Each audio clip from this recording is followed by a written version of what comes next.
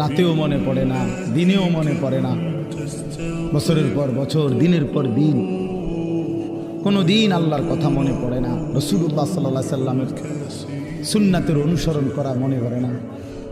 কেমনে পার হইবেন বাপ? এত বছর দাড়ি কাইটা আখিরাতে পার হইবেন কেমনে? 30 বছর সুদ খাইয়া আখিরাতে পার হবেন কেমনে?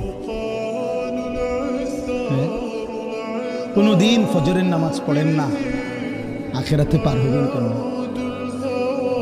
আপনার বিবি কোনোদিনও পর্দা করে না, এই বোন পার হবে কেমনে? 30 বছর ধরে প্রতিদিন আপনার ঘরে রঙিন টেলিভিশন চলে, আপনার বিবি বাচ্চারা নাচ গান নর্তকীর ছবি নাটক সিনেমা দেখে, মুক্তি পাইবেন কেমনে বাবা? বলেন, সবাই বলে, ফিকির করেন, ভেবে দেখেন। কি বুঝাই দিবেন আল্লাহকে? কি বুঝাই দিবেন রাসূলুল্লাহ সাল্লাল্লাহু আলাইহি সাল্লাম? নবীজি কিছুই জিজ্ঞেস করবে না? কি মনে করেন আপনারা এমনি সবাই সুপারিশ করবে মানে কি কিছুই জিজ্ঞাসা না, কোনো কাগজপত্র কিছুই দেখবে না নাকি? কথা বলেন না। তাই রাসূলুল্লাহ সাল্লাল্লাহু আলাইহি সাল্লাম সুপারিশ করবে মানে কি? মানে কোনো কথা নাই, শুধু আপনি গিয়ে দাঁড়াইবেন আর আমরা ব্যস্ত বুঝ দিয়ে লাগবে নাকি? তো তাইলে হিসাব করলো কেন? ডান কাদের বাম কাদের ফেরেশতা লিখলো কেন? আমল নামা তৈরি হইলো কেন? মিজানের পাল্লায় ওজন হবে কেন? হাসরের ময়দান, বিচারের ময়দান বলা হইলো কেন? বুঝেন নাই কথা?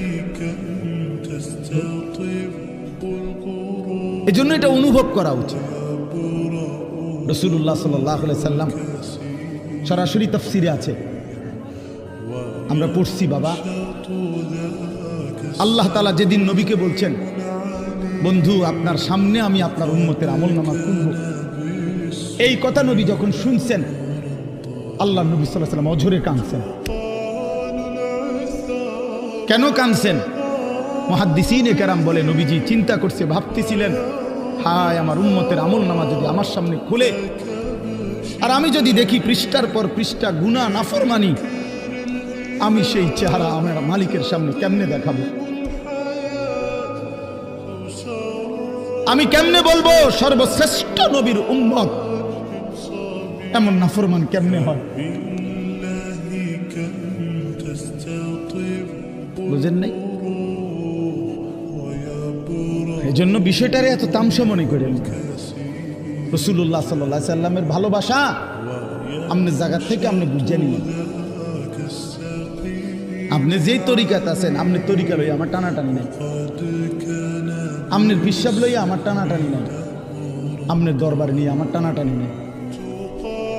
আপনার যেমনি হোক, আমি আপনি সবাই মিলে চলেন, ফিকির করি কেমনে আখিরাতের মুক্তি মিলবে। জান্নাতের অনেক দরজা, জান্নাতের দরজা একটা না, অনেক দরজা। যে কোনো এক দরজা দিয়ে ঢুকতেই, এই এখন শুনামু আপনাদের, এখন করছি, আল্লাহ বলেন আমার যতগুলো বান্দাকে আমি জান্নাত দেব, ঢুকবার আগেই আমি তাদের কলিজা থেকে চিরদিনের জন্য হিংসা, বিদ্বেষ, রাগ, ক্ষোভ, ক্রোধ সরাই দেব। ইখওয়ানান, সবাইরে ভাই ভাই বানায় দেব। আলা সুরুরিন মুতাকাবিলিন, সমস্ত জান্নাতি পরস্পর পরস্পরের মুখোমুখি হয়ে আনন্দ আর ফুর্তিতে মজে থাকবে।